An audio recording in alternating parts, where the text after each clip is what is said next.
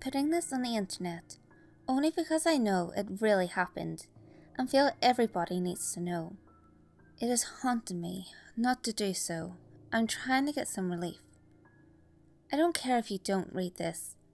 Having posted it satisfies me enough that I've done my part. When I was in elementary school, I can't specifically remember when, I somehow developed nightmares. I had dreams often where I was abducted by aliens, and that was often enough to terrify me. Their simple appearance and apparent desire to take me from my family only added to my fear. Now that I'm a full-grown adult, however, I realise there were two very strange patterns around this that I overlooked as a child. Things only the insightful mind of an adult would have thought to notice, and the terrified whims of a restless child could easily ignore. The first thing I noticed was strange to realise and perplexes me to this day. It was the fact that I had never known about aliens before I started having the nightmares. I hadn't even seen E.T. yet, which was obviously a bit strange for my age, but it was the truth. We didn't even own the movie at the time. This is the thing that worries me even now. How could I have nightmares about an idea I shouldn't have known existed? The second thing I can remember about those early years is perhaps the more frightening of the two, and is in fact the reason I am here, telling the story today. My nightmares, as I mentioned, were reoccurring, but as I'm sure you've guessed, I have reason to believe that they were credited to real events. That dreadful night, that horrible and awful night, I wanted desperately to forget. Before I go further into that night, I should probably briefly give you a background of myself. My name isn't necessary, and I don't think it matters what I look like. My family was starting to find its feet. I had both my parents around and doing the best they could for two young children. I was probably 7 or 8, considering my sister was able to walk at the time and is about 5 years younger than me. I slept in the top bunk and would often stay up late at night. Feeling so sly my parents never caught me just staring out the curtain window, hypnotised by the glowing effect of streetlights through a thin white curtain. It was a perfect life, as I grew to realise, but at the time was just a happy kid. One night though, I had the most frightening dream. I was looking out of the window of a building I vaguely recognised to be a variation of my school classroom.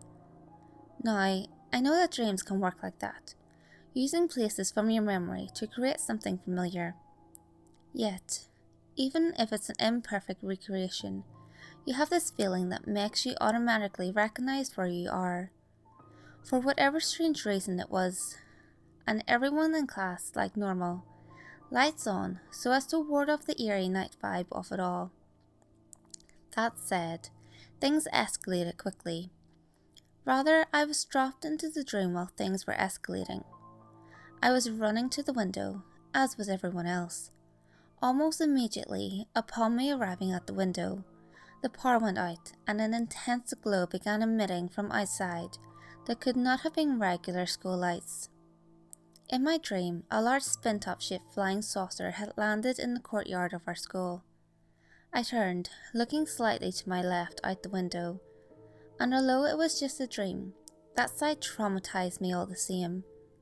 I watched my dad carrying my little sister, as I mentioned barely able to walk, as he had no doubt come to pick me up from school after daycare service. He saw the saucer, and although I know I witnessed it happen, I can't remember the details of how it happened, and can only recall this happening because I feel it like a sixth sense, or perhaps just a repressed memory.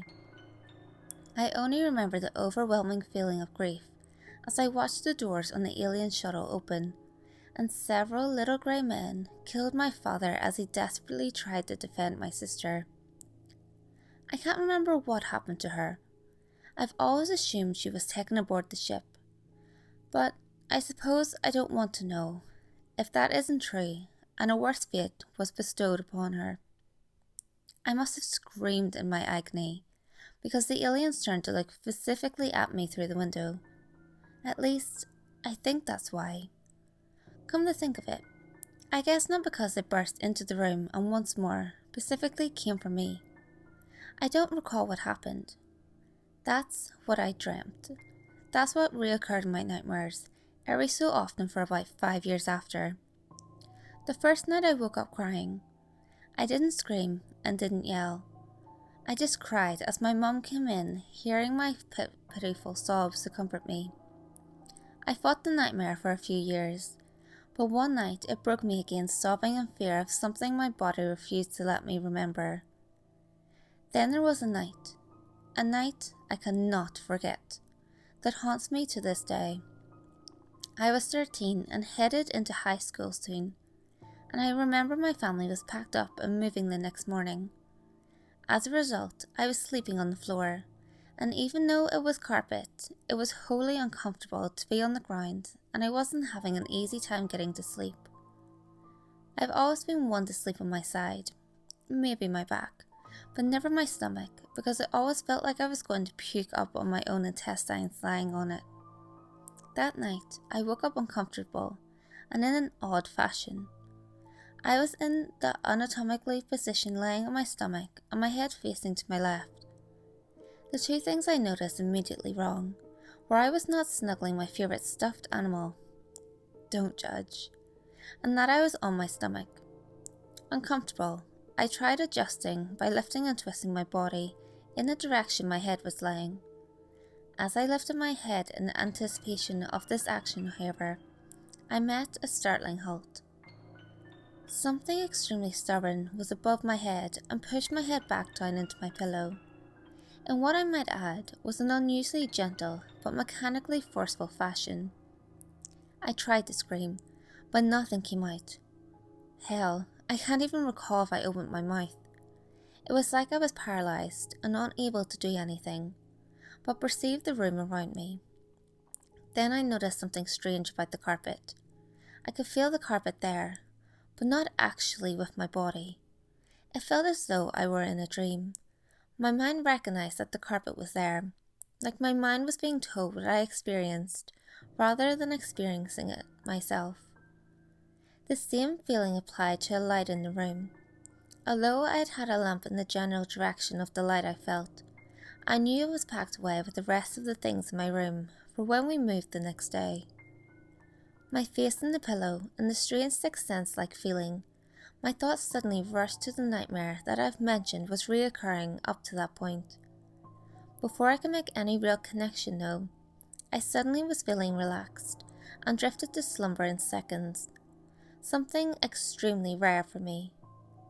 The next morning, I didn't remember the events, almost as they weren't important, so I'd let myself forget. I only suddenly remembered them a few weeks later, almost without warning. I, of course, realised I should have told my parents. However, I felt the statute of limitations to bring up a silly nightmare had long passed, and I felt it was too embarrassing to bring up anyways. Honestly, I was far too spooked to ever want to think about what may have actually happened that night. I mentioned there was something you needed to know in all of this though, didn't I? Well, having this experience haunts my entire life. It's given me plenty of time to contemplate. And I finally think I've connected the dots.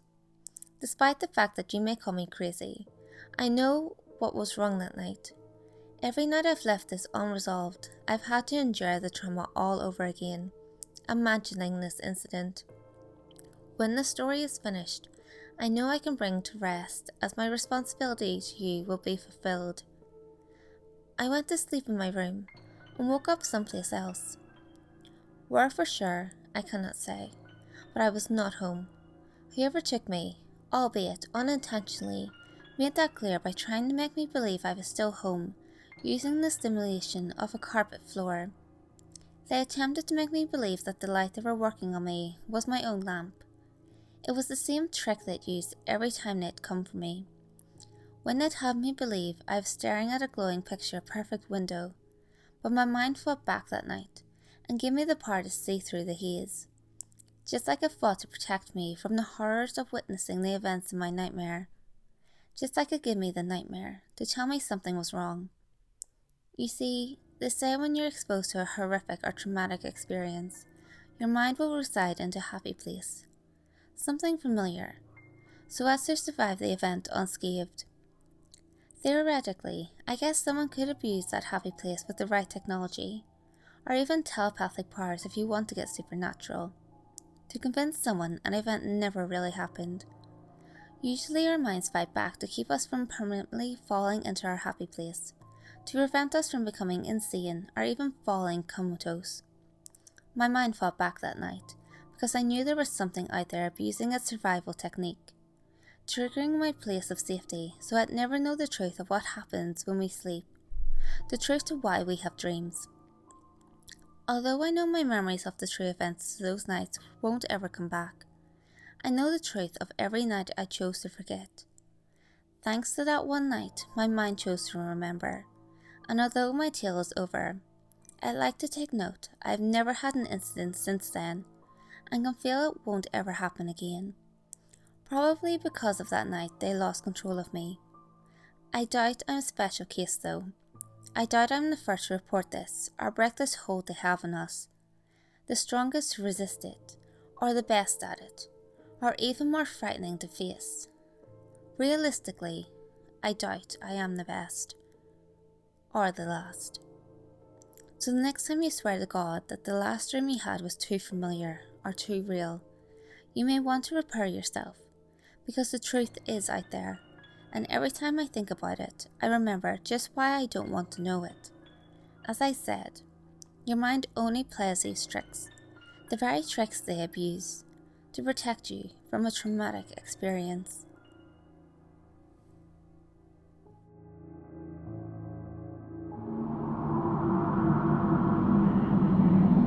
Hey guys, if you enjoyed this video, give it a thumbs up and share it with your friends. You can also leave a comment below. All feedback, good or otherwise, is always appreciated. If you have any creepy stories of your own, or have any topics that you would like me to cover, feel free to send them in via any of my social media. You can find all links to my social media in the description below. Until next time guys, make sure you lock your doors, stay safe, and I'll see you next video.